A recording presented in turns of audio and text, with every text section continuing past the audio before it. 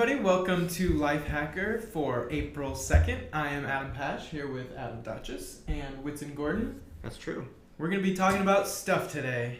So, What kind of stuff? Let's kick it off with some news. Okay, so starting things off, Malik from GigaOM, the eponymous GigaOM, has announced or had a post earlier this week basically saying that he has very reliable sources that tell him that Google Drive, which is basically at least thought to be something like Dropbox from Google, is coming in the first week of April. And details were relatively sparse, but from the sounds of things, it looks like a rumor we previously heard about it. There was a screenshot of something that looked like it. It's sort of the web interface looks something like Google Docs, if this is truly what it is. And it will have a desktop component, presumably somewhat like Dropbox. And it, according to the rumor at least, will start out for 1 gigabyte free. So what do you guys think? Google Drive. I feel it sounds like it's basically Google taking what InSync does. I mean, they're taking what Dropbox does, but InSync is literally storing all their synced files in Google Docs and syncs all your files in Google Docs to the desktop. So it already exists, and you get that 1 gigabyte free, and you just pay Google for storage. So. Do you think though that I feel kind of bad for them for one thing?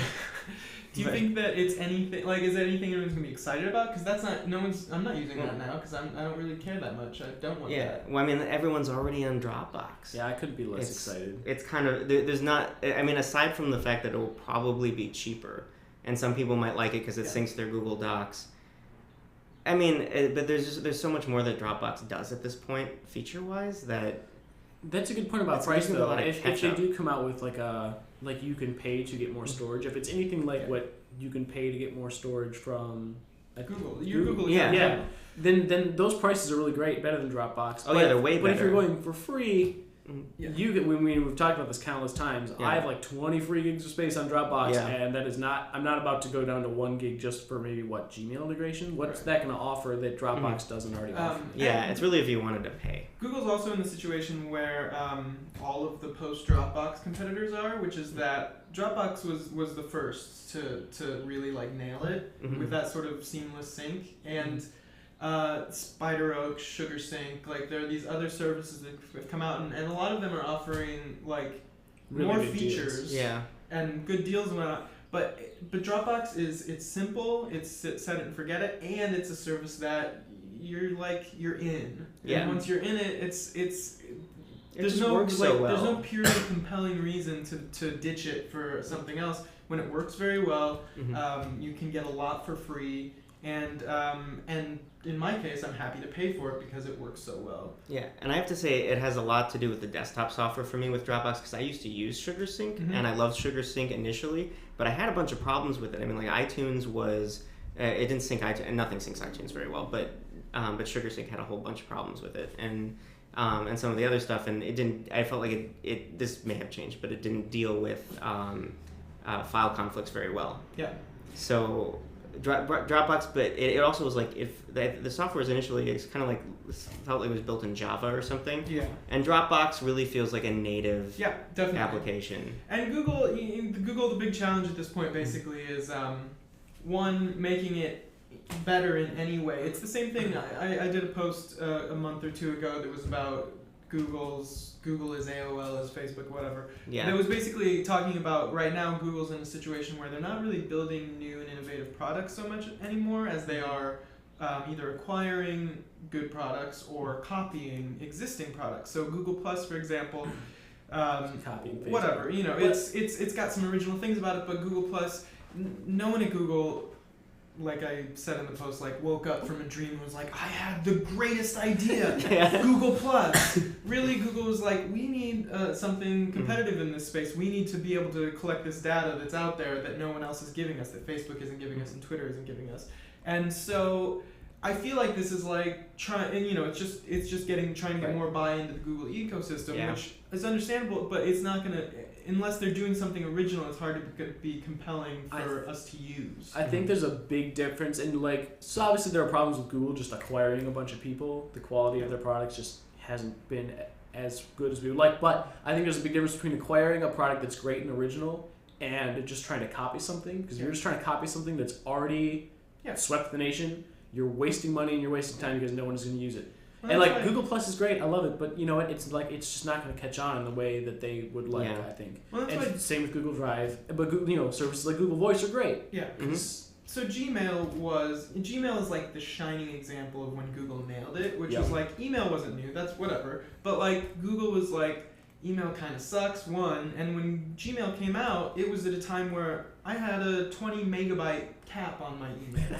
And I was deleting constantly. Mm-hmm. I was always battling with and Gmail was like, yo, you get a gig. Yeah, I paid for hosting because of that cap. Yeah.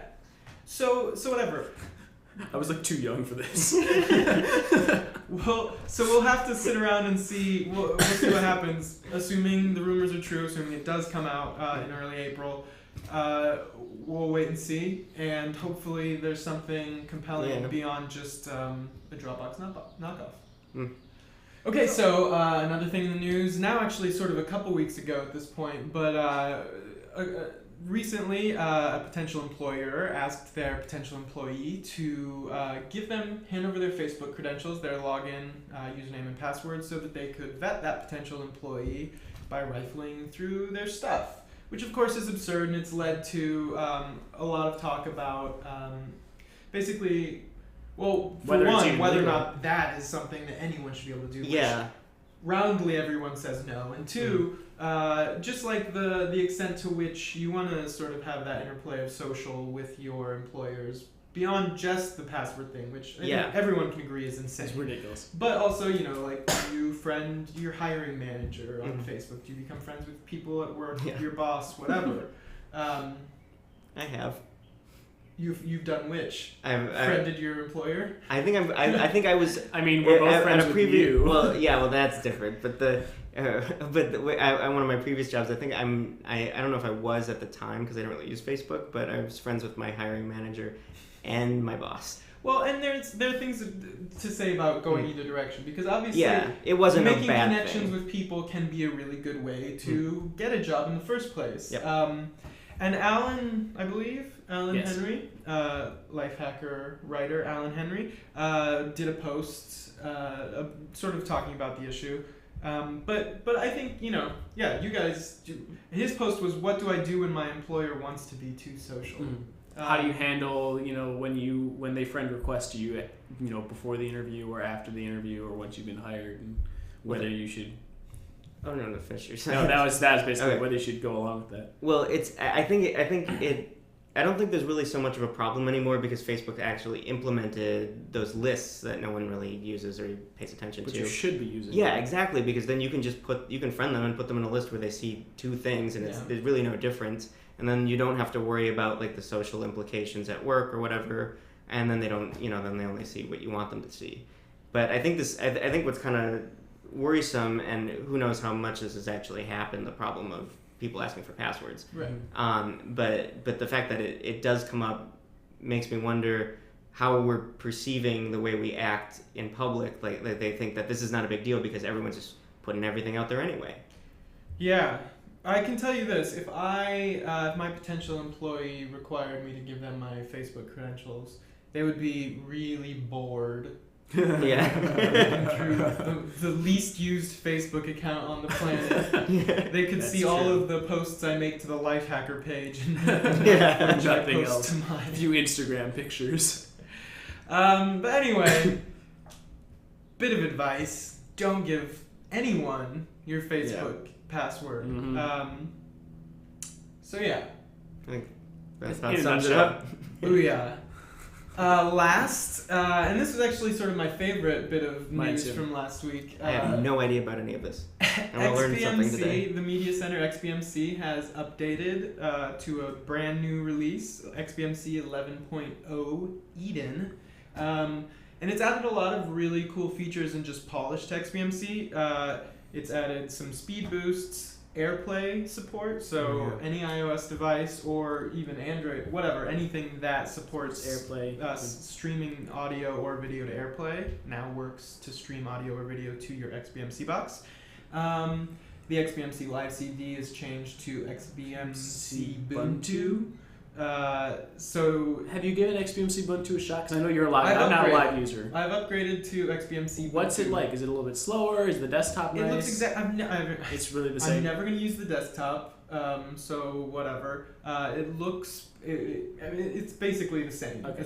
I hear the installation was supposed to be like a little bit easier because you don't have to do it all through text. More of a pain. Really? Because it was, I've got it plugged into that, and you still need like a keyboard or a mouse plugged in to do it. And it gives you like a GUI, a graphical like interface for hitting next and stuff, but like the resolution wasn't scaling correctly on my thing, and like it actually worked better. It was easier to install before, but that may not be for all people, but in my specific instance. But it wasn't a big enough difference to make it like cause an uproar in the hash house. It worked. I got it all upgraded. It works really well. The AirPlay thing I'm pretty stoked about because I have an Airport Express hooked up to my computer back there specifically for AirPlay. But it also means I have to like switch the input on my stereo when I want it. Now it's be like the same thing. Plus you can do a video, which is nice. Yeah, and the video, which there were like sort of some backwater hacks that you could apply and scripts that I had tried and that worked half the time. But it's really nice. It's now integrated. It works. It can't play DRM'd videos from iTunes though, which is kind of a bummer. Which is like the one reason I would find that really useful, because if I have a video on my iOS device, I probably already have it in XBMC. That is a bummer. That's a bummer. The speed boosts were really nice from someone who has a very low power media center. It just seemed a little bit snappier in like loading images, big images and stuff like it does. The add-on rollback thing is kind of cool just to have as a security thing. You can, if you really like XBMC add-ons, which I would highly recommend taking a look through their add-on repositories because there's some really cool stuff. If an add-on updates and you don't like the update, you can roll back to the latest version with just one tap, which is very, very nice. Piece of cake. But anyway, XBMC, it's looking awesome. I'm still waiting for the Apple TV 3 to get jailbroken, so I can install XBMC on that and see if things can really fly at that point, because that would be awesome. I would replace the little Acer that I use as my main home theater right now. But anyway, cool. If you have a media center, absolutely worth checking out. If you don't have a media center, absolutely worth making one. Whether it's an Apple TV or a home built box or something. With a really good media center like XBMC, you can navigate and play Hulu with your remote. You can navigate. There's this awesome plugin for XBMC called TV Shows that we're thinking about looking into more for a post at some point, that aggregates every streaming possibility on the web, and you can basically go through free cable is what it's called. Is that what I said? Maybe. And you can basically go through by channel and click on the channel and then go through the shows that they offer. It's really well done. I remember trying it a while back and only half the stuff really worked, but supposedly it's working much better now. Anyway, awesome. That's the news. Let's kick over to some questions.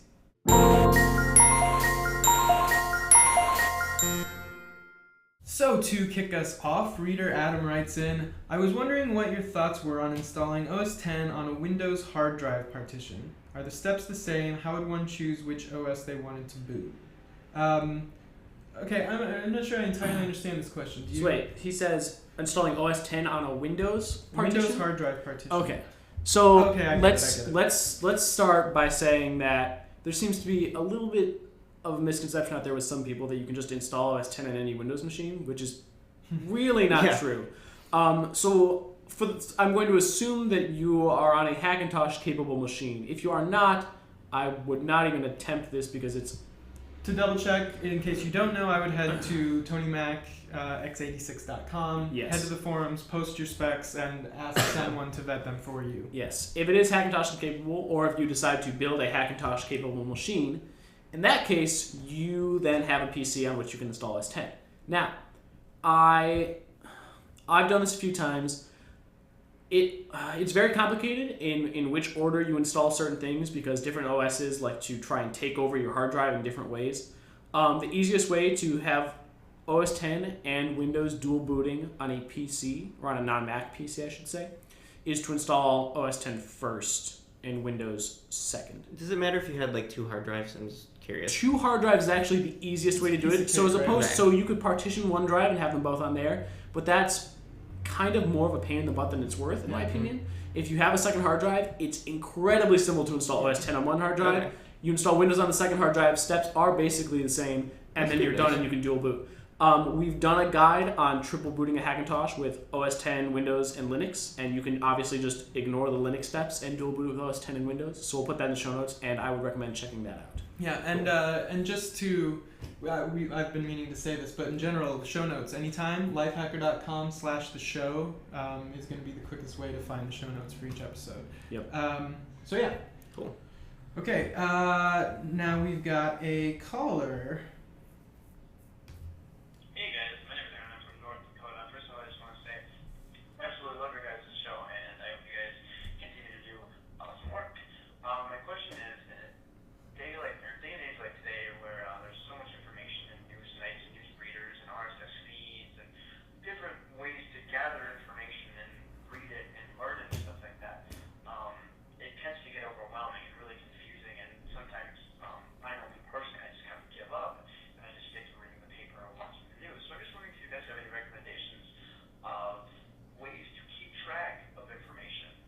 And I'm talking about information in the broadest sense. I mean, not like specifically, but articles, news articles like your guys', like the whole Docker media. Like, how do you? I don't know if this question makes sense or not. I'm kind of rambling. So hopefully you guys can answer that. Again, the question would probably be is how is there a way to not get overwhelmed? And ways to control different streams of information and things like that. Thanks a lot. Okay, cool.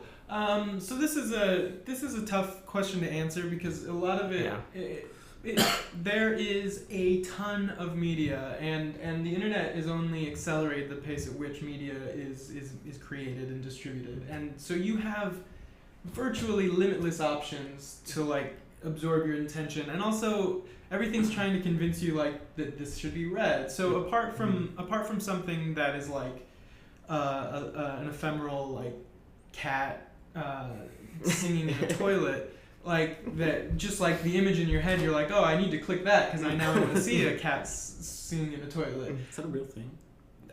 Probably. Yeah. But beyond that, there are things like you want to improve yourself. You see something that's like, oh, this seems really interesting. I'm interested in learning about this, whatever. And you can end up bookmarking or Instapapering like a billion things that you'll never get to. That said, I actually find personally that a lot being able to offload in those ways is actually a really nice way to sort of keep things around that you maybe will get to, but not think about it as like an email inbox. Like my Instapaper account, or Read It Later, or Readability, any of those services. I use it, and I use it as sort of like a bookmark for things I want to read that like I think will be rewarding to read later. Like I have a specific set of sort of criteria that is like this is the kind of thing. So for me, it's things that I want to read, I think will be like interesting or educational or just like a really well written article or whatever. Don't have time to do now, and then I'll just go nuts with that. I don't read a lot of the stuff that ends up in Instapaper, but anytime I get around to a time where I've got a free period and I can dedicate it to like reading, I'll open up Instapaper and I'll just like go through what I've bookmarked, and I've got just a great list of things that I can cherry pick from those then, so it's sort of like whittling down into what I've got time for. Yeah, and it's also really great when you can go through and search that stuff later, because you may put something in there, forget about it, you really wanted to look at it, but then you can go, then you remember it 3 months down the line, and then it's at least there. I think it's really a lot about letting go and also filtering things. And that is in itself kind of a filter, because you can just throw stuff in there and let it and get rid of it. But also, I mean, there are ways in RSS readers to create smart lists of your feeds and just get certain articles. You can use apps like Flipboard to filter that out. You obviously can filter things in your email, especially with Gmail. That's great. And then I think like people just need to realize that you're not going to get to everything, and you do your best to try to here's the stuff that you want to focus on. Yeah. And then focus on it and say, if I get to the other stuff, great. If I don't, whatever. I actually like the idea of creating sort of tiers of attention with it, where like if I'm in an RSS reader, so I've got the Lifehacker RSS feed. First of all, just very briefly, you can filter our feed if you use if you want by tag, you could be lifehacker.com/top, which is our top stories /index.xml, and you can do that with any of our tags. Like Windows, if you're a Windows. Oh, and you can get more specific. Like you could do downloads /Windows to filter it that way too. But beyond that, I personally really like sort of starting at broad places and then whittling down through tiers. So for example, if I'm using my RSS reader, I'll be going through and maybe I will star a bunch of things, and then I can put the attention on the starred things and then sort of weed out which is really like worthwhile and which isn't, which I'm going to send to Instapaper, which I'm just going to forget about. And it's also in the same way, I wrote something a week ago, I think, that was about like communication and sort of how I like to use communication based on sort of the immediacy. So it's like IM is for like right now, email is for like today or whatever, so that you're not constantly checking your email, you're not a slave to your email. But I feel like there's a similar thing with consumption of media, where you can sort of like create separation and sort of whittle things down. Twitter is one of those things that is more like the IM for me of media consumption, where it's like if something comes up in Twitter, I'm much more likely to read it like right now as opposed to my RSS feed. I know that I don't feel like we're necessarily 100% answering your question, but I will recommend that you check out our friend Clay Johnson has a book out that came out at the beginning of this year called The Information Diet, and he has a website, informationdiet.com, and he's all about the idea of sort of a conscious consumption of media, where you cut down on all of the noise, increase the signal, and go to the source, and basically just like ideas for how to sort of best consume media in a world where information overload is the norm. So I would recommend very much checking that out as well. So our next question from Anonymous says, I am a student in high school and it's hard for me to take notes and listen to my teacher at the same time. Is there any app for my MacBook where I could record my teacher's lectures and fill in the gaps on my notes? Yes, it's called Notebook. It's made by a company called Circus Ponies, and it's a really great thing, I think, for students. And if you take a lot of notes in meetings, it's good too. But you can record the audio and type while you go. Windows people can also get Microsoft OneNote, which has that feature as well. And that's interesting. I've never. So with Notebook, does it then tie your notes to the audio? Yeah, times sort of like the way SoundCloud has comments. Yeah, you can put little audio clips with it. I don't like it. Won't it's not like a LiveScribe pen where you write on the notes and then you can play it back and it shows your writing as you go. But you can tie little audio clips to it. All right. So our next question comes from a caller. Hello, my name is Jacob, and I'm looking to get rid of my cell phone service, and because I don't use it very often, but I would like to keep my phone number that I've had for quite some time. Is there a way to port this number to a VOIP provider or Google Voice, Skype, something like that, and still be able to keep that number so people can reach me? And I would continue to make calls, generally using just Wi-Fi connections. I work at home and I'm home most of the time. So if there's any kind of quick fix there, I've searched quite a bit for a resolution to that. Can't seem to find one that really suits me. Any advice you can give, we greatly appreciate it. Thank you. Okay, so Whitson is our resident number porter / VoIP user. So I would say one thing to start off. You say you want to get rid of your cell phone service because you don't use it. That's fine, but no VoIP solution is going to give you the ability to make emergency calls. So if you don't have a cell phone, I highly suggest that you get a home phone service. I'm sure you can find an inexpensive one, because if you are only using VoIP, you can't call 911. Can I interject? I do know though, if you don't have a cell phone plan, but you have a cell phone with like a SIM card in it or something. That's true. They can make emergency calls. So Very I would good point. say I totally forgot about that. go ahead and cancel, but keep your phone. I forgot about that, even though I wrote an article about it last week. Yeah, or just don't rob or get robbed or get into a situation where you're going to get murdered or Set something. yourself on fire. Danger, man. Yeah. Anyway, but getting to the point, yes, there are a lot of great ways to do that. I personally have ported my old cell phone number to Google Voice, and it wasn't a perfectly seamless process, just because when you do that, your carrier is going to want to hit you with an early termination fee unless your contract is up. So if your contract's up, it's going to be a very seamless process. You just go to Google Voice, sign up for an account, go to the port your number option. It'll cost you $20. Your old number will be your Google Voice number, and you can forward it to whatever phones you want, including Skype, which I do in my apartment. They're very easy to play nicely with each other. You just need to pay for an online number and maybe get a little bit of Skype credit. It's probably like $30 a year. You can get unlimited in the U.S. and Canada for, I think, for that. Oh, so sorry. The way that Google Voice works is I have it set up with Skype. So my Skype only can't make outgoing calls. It can only get incoming calls, which is fine because I just dial my numbers from the Google Voice web interface, and then it calls Skype, so it counts as an incoming call, which is much cheaper than making out when also signing up for outgoing calls. I don't think you have to do both anymore. I think they changed it. Okay, either way, I'm not sure though. I only pay for an incoming number with Skype web number. It's cheap. Literally like $30 a year, $60 a year. It's way cheaper than getting a home phone or cell phone service, and it works pretty darn well with Google Voice. So that's what I use. That's what I would recommend.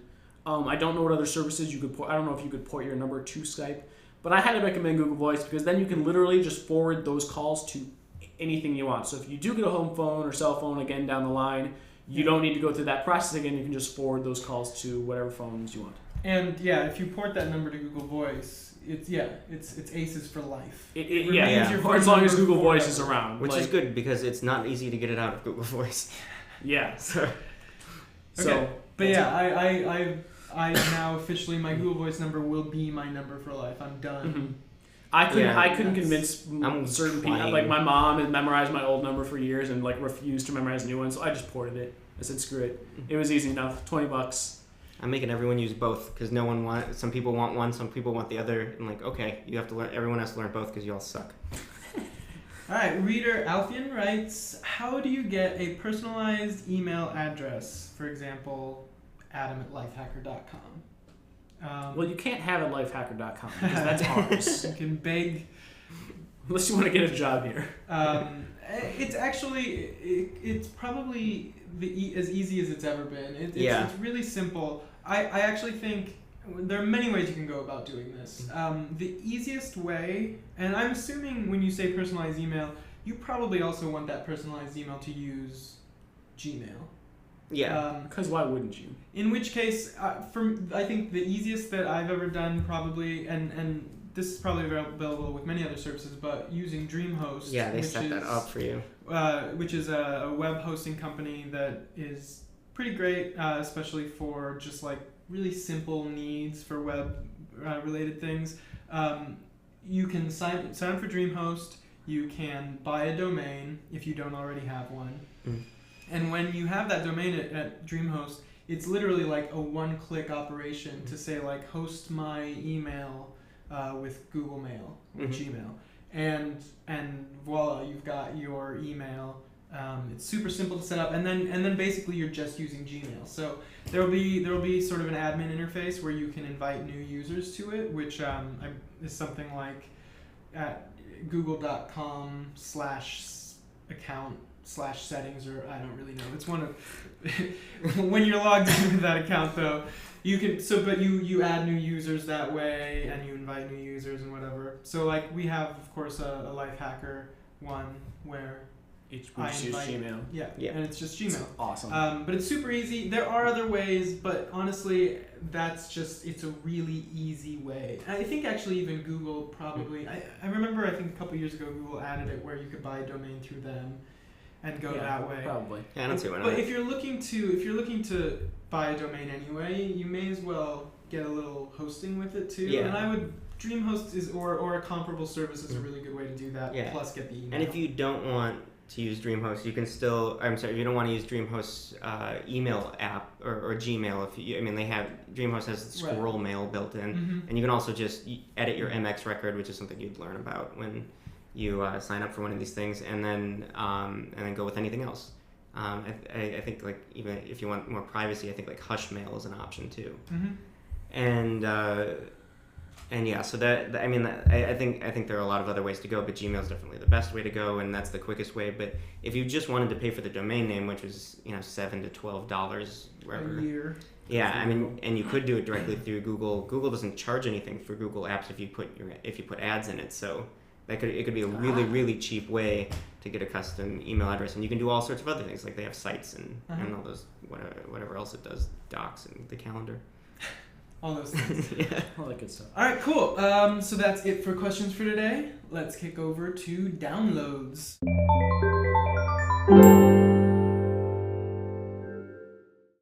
All right, downloads.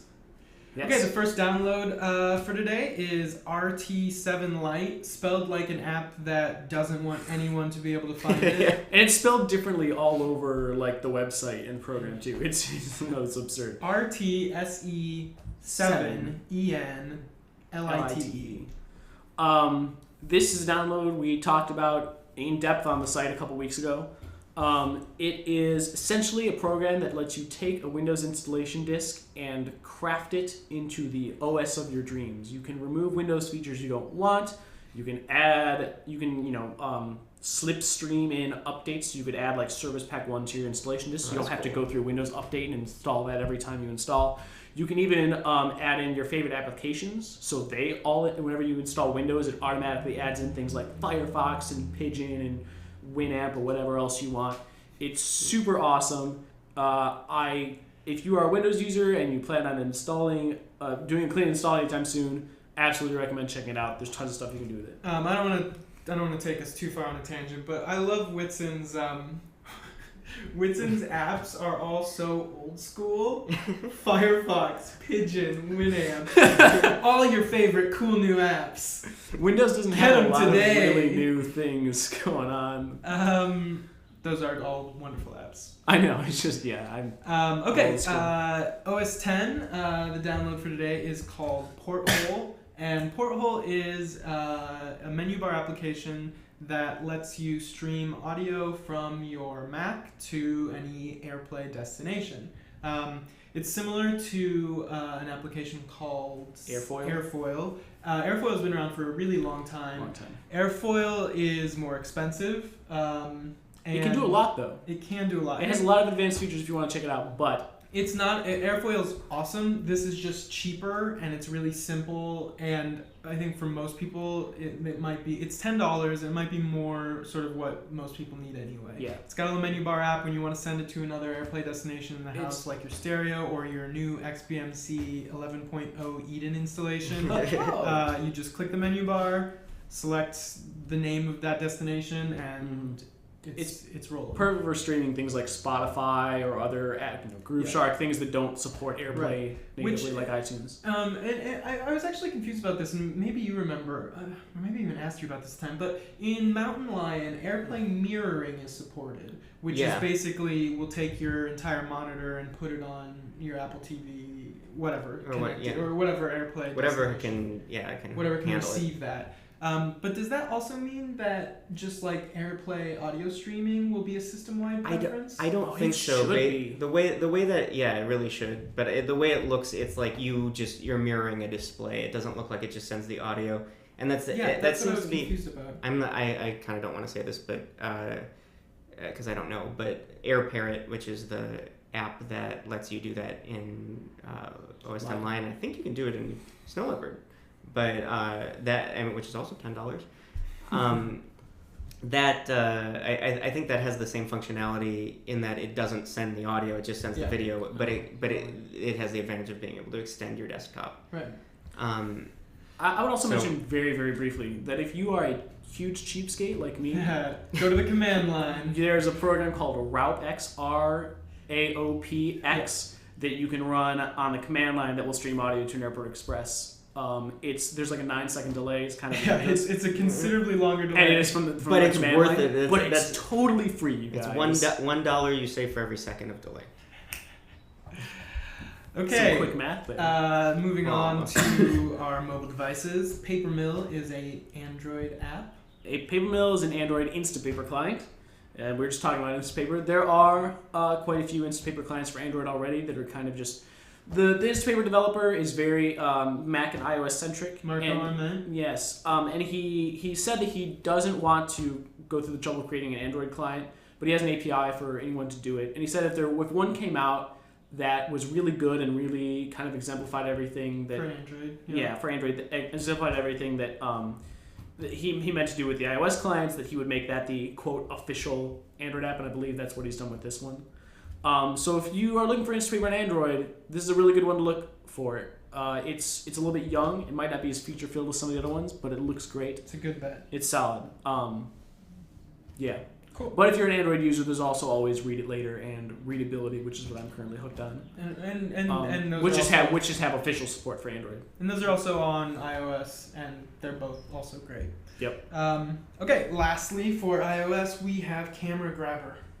This is an easy one. This is and a lot of people don't get this because if you have iOS 5.1, you have that little shortcut on your iPhone, on your imaginary iPhone, where you tap the camera button on your lock screen and the camera comes up, and then you have your activator jailbreak shortcut, which opens up the camera after 3 taps of the home button. Mm-hmm. Another way to do it, if you're jailbroken, you're still on iOS 5.0.1. and you can't upgrade to 5.1 or you'll lose the jailbreak, but you still want the camera shortcut that's always persistent. Camera Grabber is really cool because on the lock screen, you don't tap anything or whatever. You tap and then just slide the lock screen away, and it's kind of... Part of it's like, you could still use this in 5.1 if the jailbreak was available because it's kind of cool, but functionality-wise, it will bring that persistent camera. Brings the one great thing about iOS 5.1 yes, to those of us who are jailbroken and still on 5.0.1. The only thing outside of Japan that iOS 5.1 did. Yeah. So it's basically cool. basically reverse notification drawer. You swipe up instead of swiping down. Yep. Cool. Baller. That's it. All right, well, that is it for this week. We will see you next time. If you'd like to ask us a question, send us an email at tips+asklhshow@lifehacker.com. Alternatively, leave us a message at 347-687-8109.